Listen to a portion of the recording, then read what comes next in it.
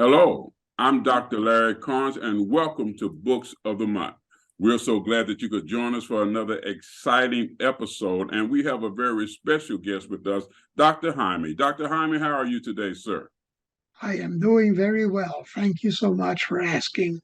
It's a pleasure to have you with us. Do this for us. Introduce yourself to our viewing audience and tell them a little bit about who you are. I am Jaime Carlo Casellas. I'm the author of Race Does Not Exist. We all descend from the same maternal lineage. By training, I'm an experimental pathologist from the University of Maryland School of Medicine. And after doing a stint in pathology, I decided to start practicing mindfulness.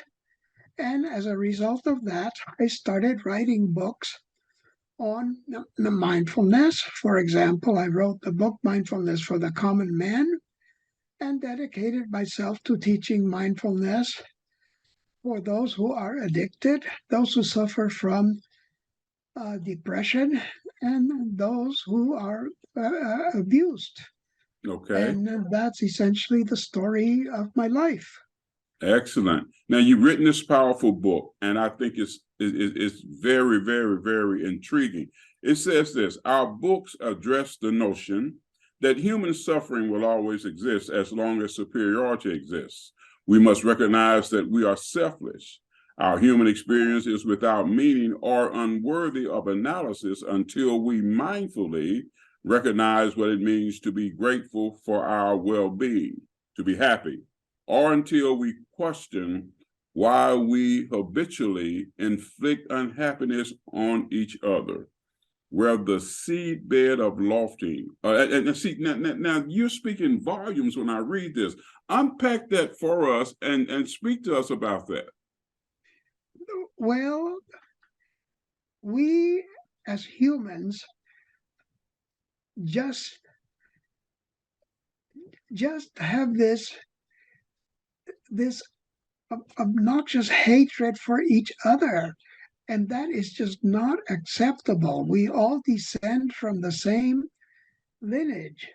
We are all one and the same, and the common denominator is that oneness. We are all sentient beings. We are all Homo sapiens. And this misogyny, this homophobia, this xenophobia that exists among men is a big problem in society, and this has got to stop. We must not hate each other, as has been common, nation against nation. This is not good for the human soul, for the human being. This is the purpose of the book. We Yeah. want to get the message that we are all one. And that is the major issue of the book, the oneness of humanity. Now, that's a powerful statement that you make, that we are all one, the oneness of humanity, because we are all created at the same time with the same spirit. Now, you speak that, but we know the reality of the societies that we've been socialized and modified in, the culture, if you will, and how many people are influenced by the cultures. With this powerful book that you've written, what are some tools that people can use from this book to help them overcome the cultures that they've been socialized and modified in? Well, the things that we can use is to sit down and step into the shoes of the other person and recognize that all of us go through suffering. All of us experience suffering. And we must step into the other person's shoes and recognize our oneness. Wow. We cannot hurt each other. We are all human beings. We are all Homo sapiens. We are all one and the same. The tragedies that are occurring in the Ukraine, that is unacceptable. The tragedy in Turkey right now, where all of these people are dying, that is just horrible. These are human beings, and we must participate in this oneness. We must take care of each other. Love is the common denominator. We must love each other. We must love all sentient beings. And that is the purpose of this book. This book is dedicated to all who fight and struggle against racism, against xenophobia. That has got to stop. Now, That is the purpose of the book. You mentioned that the racism, the bigotry, the prejudices that we see throughout the world. I've noticed during my travels that we find racism, biases, and prejudices are more prevalent in some nations than they are in others. And so how do we combat that? You say that we should all love each other because we are all created equal and created as the same. And there's something powerful here. You say the fact that we all descend from the same material lineage became evident when Ancestry.com unleashed my ancestral DNA. Talk to us about that, how you discovered your DNA. Well, interestingly, when I got my DNA test and I find that I have some ancestry from Senegal, I recognized that we descend from this African ape, that we all descend from this, and that a tiny mutation gave rise to the white skin. And so this led to this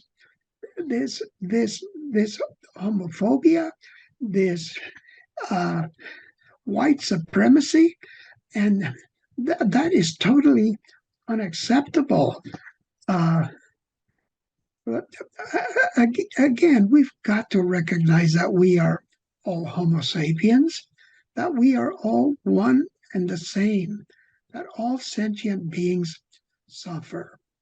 And it is that suffering that we have to be aware of. We were born to be happy, to make others happy, and to alleviate the suffering of those who suffer. That is our main purpose on life. It's a prodigious event that we have been invited to live on this planet. And that is our purpose of living here.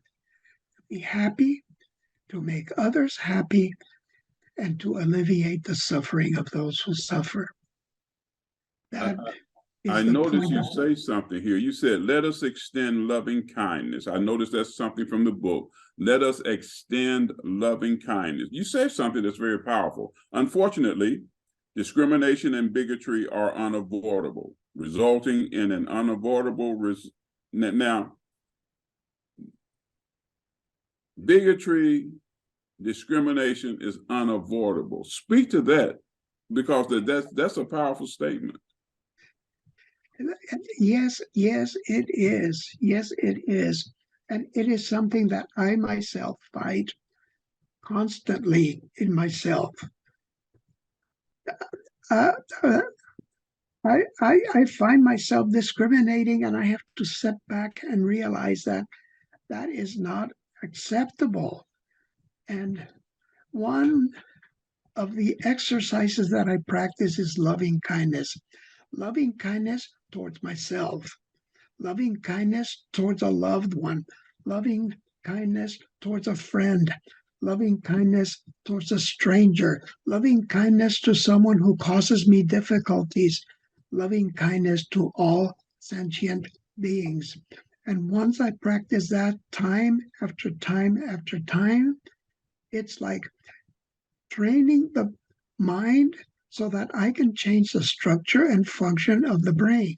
This has been proven scientifically that the more you train the brain, train the mind, you change the structure and function of the brain, and that this is cumulative.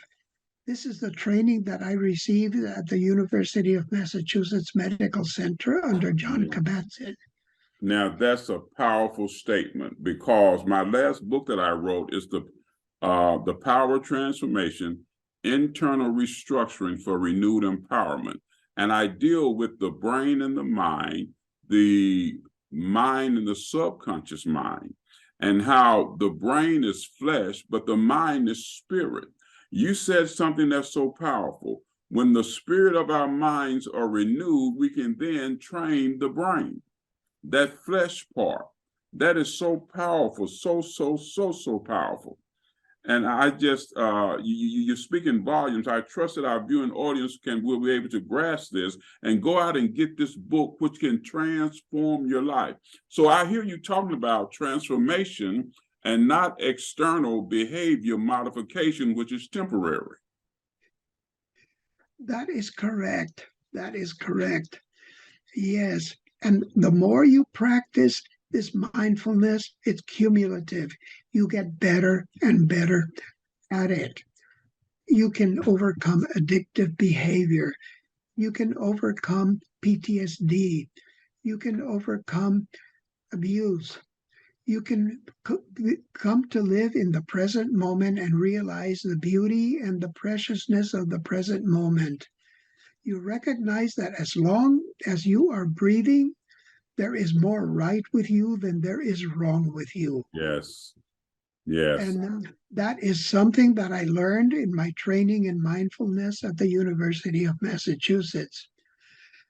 That as long as you are breathing, there is more right with you than there is wrong with you.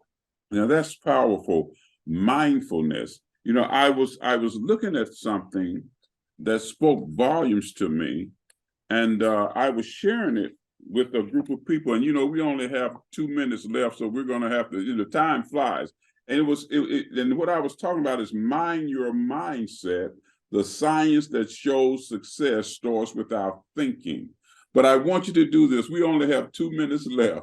We're actually a minute and a half now. Share with our viewing audience how they can reach you, be it email, website, any information that you want to share with them. You have 60 seconds to do that. Yes, you can reach me at 760-464-2150, United States. My email is Casellas, Casellas, at stressprevention.org. And my books are available on Amazon. That is so powerful. I tell you, time flies. Very interesting and intriguing and educational book. I want to encourage our viewing audience to go out and purchase this book. You will be enlightened. The spirit of your mind will be renewed. And for many of you, you will cease to be held hostage based upon the societies that you've been socialized and modified in. Thank you so much, Doctor, for being our guest. Thank you so much. And everyone, please be good to yourselves. Yes. Be good to yourself, and then that goodness that you have for you will irradiate and be released to others. I'm Dr. Larry Carnes. It's so glad that you've been our guest here on Books of the Month, and don't forget to stay tuned for Books of the Month. We'll take a break and be right back.